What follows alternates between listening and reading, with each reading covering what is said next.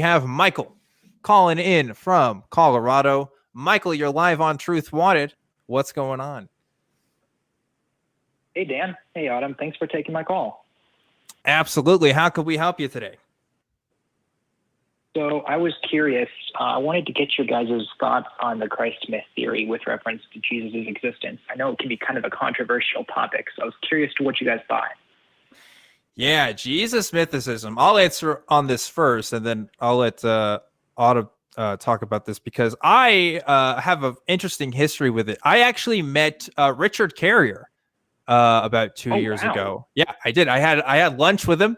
I was in Columbus, Ohio, at the Secular Student Alliance conference, and I was like, "Hey, I know Richard Carrier is at Columbus. I wonder if he'd be down." And he was, and I got lunch with him and some other people, and I was kind of fascinated. You know, like I had read his book. Well, he has a couple of different books.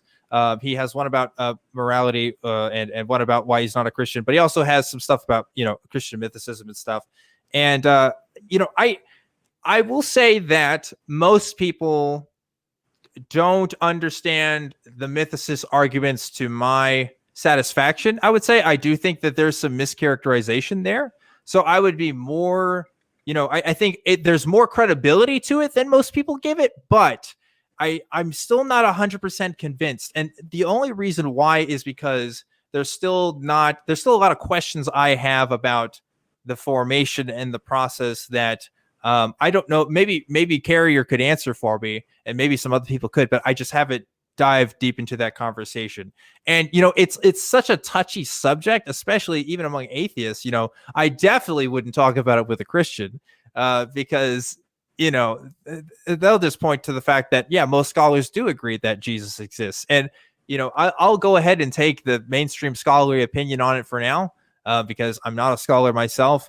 But I will say it is interesting, and it is, I think, worth looking into if you're like, hey, trying to figure out the answers to stuff. But yeah, if I had to debate, like, I don't know, Godless Engineer or something on it, I don't know, that would be a different story. Because I'm interested, but I'm not convinced. I'll leave it at that. So Autumn, what's your take on Jesus mythicism? So, to be quite honest with you, I just learned about this concept that, some people think that historical Jesus might not have been a real person. And I was having a conversation with another atheist activist about this, do I think that Jesus was a real person? And I guess my answer has always been based off of that the experts say that he was a real person. Everybody in the culture, especially Christian culture, it's like all the historians, all the scholars say that Jesus actually existed. And even atheists will admit that Jesus was a real person. I've heard that so much. But I actually haven't looked at the evidence for myself. So maybe this is a good video idea for my channel. I could, see if I'm a Jesus mythicist, if I want to look at the extra biblical evidence for the existence of Christ and come to my own conclusions, I guess. Yeah, I mean, it is kind of interesting, like, because there are some weird things about Jesus that we don't see about other, like, what we would consider real people, right? Like Jesus never wrote anything himself. Well, everything that we know about him is written by other people, and the stuff that we do have about him is a couple decades after the fact, after the events that were described. And there is like some similarities between other things that we would describe as myth to the stories that we have about Jesus. I mean, I'm certainly certain that the Gospels as described, or Jesus as described in the Gospels, rather, like most of that can't be true, just because miracles and stuff, right? But yeah, to say that he didn't exist entirely like that, I don't know, and I don't know if it's something we'll ever know completely, but I do think it's at least worth investigating, because why not be open-minded and try to figure out, people say they're sure he existed. Why? It's good to kind of figure out those answers. But Michael, I'm sure you have a take on this, huh? I do. I'd consider myself a pretty hardcore mythicist. Okay. Okay. I really was surprised.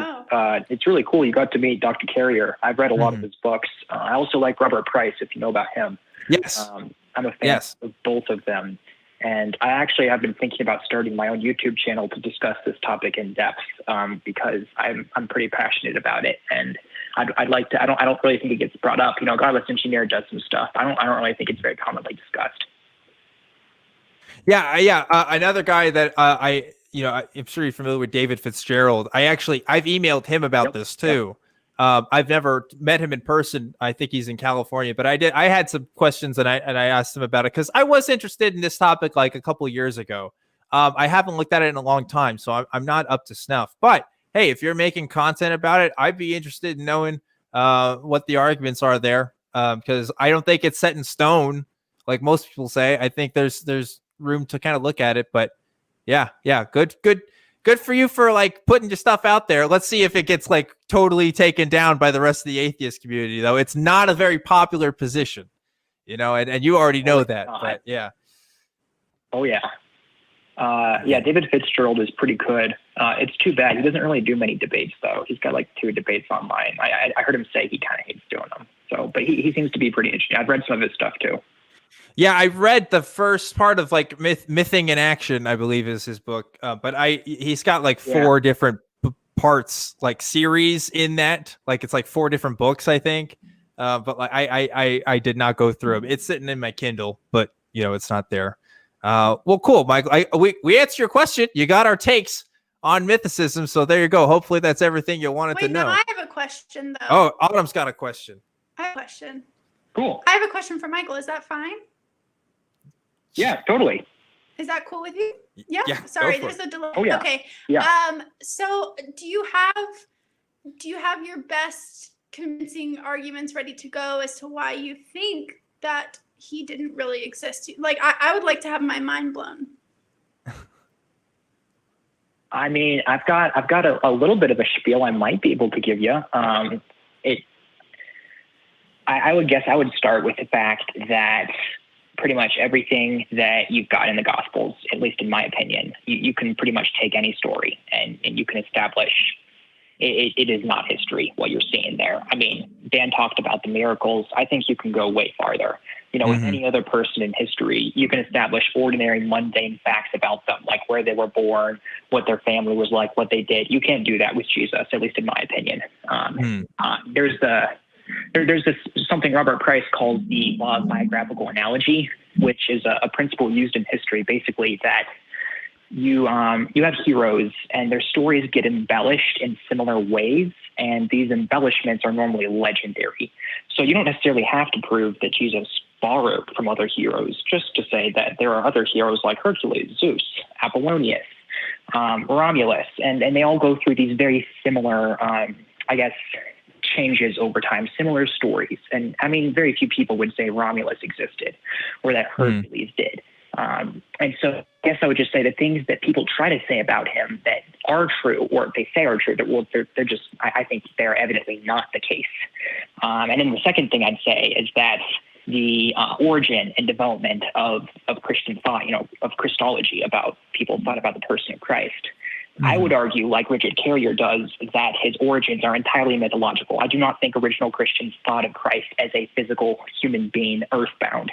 I think they thought of him as someone who is like a Superman deity in the clouds. If you look at religious cosmology of the time, they had a very interesting view of the universe and what it included. You got the different concentric spheres that David Fitzgerald talks about. If you read the book of Hebrews, chapter 9 specifically, I think gets into that a little bit. And so, you take all of this into consideration, and I don't think you can say anything about a person in history who people agree that existed outside of Jesus. You couldn't lay a finger to them. Even Alexander the Great, Caesar Augustus, whoever you want to talk about, you could not say these things about them with any form of certainty. And so it just seems like Jesus, you can call it special pleading. I think it's justified. I think there's very good evidence to say there's just too many things stacking up against him. I don't think he existed. Yeah, the one thing I add to that is, again, it's like we don't have any contemporary people's writings of Jesus, like, and people point to Paul, but like Paul saw a vision of Jesus. He didn't actually meet the guy. And we're just talking about other people's stories. And of course, if you understand what modern scholarship says about the Gospels, in that Matthew, Mark, Luke, and John were not, the authors of these works, that these were written by later people. So that's why I say, it's definitely not 100% fact that Jesus had to be a real person for me. But if I went even farther than that, I might, people might roast me on Twitter or something. I don't know. But I will stand by saying I am not presently a mythicist. I'm just saying, like you're saying, Michael, I don't think people know the arguments as well. And I think if people evaluated them more, then maybe, the conversation would be there. But I think there's often some mischaracterizations that happen when we have this discussion. And, we can't just say, oh, all scholars think this, therefore it must be true. That's not how the world works. How many things have scholars thought were completely true at one period of time that were the absolute opposite of true? Later, it's happened tons of times in history. I wouldn't be surprised if this would be another example of that. But again, I can't say with certainty either way. So, Michael, that's all the time I got for this call. But thanks for calling in and talking to us. I do appreciate it. And I hope you have a great rest of your night. So there you go. I talked about Jesus mythicism, but I'm not a mythicist. Don't get it twisted, because I already know people are going to say stuff. Anyway. What is that? How many conversations have you had about Jesus mythicism, Autumn? Literally just one before this. I just had a conversation the other day about this. I hope Michael's still watching, because I'd like him to jump on Discord after the show, because now I have 20 more questions for him, and might inspire some content for the channel he wants to make. So yeah, there you go. It's I think it's worth talking about. I think it's worth having a discussion. But yeah, it's not my bag at the moment. I'd have to look into all the stuff again to really go through point by point what I think about it, because it's complicated. But we don't have time for that. We got to get to our next caller.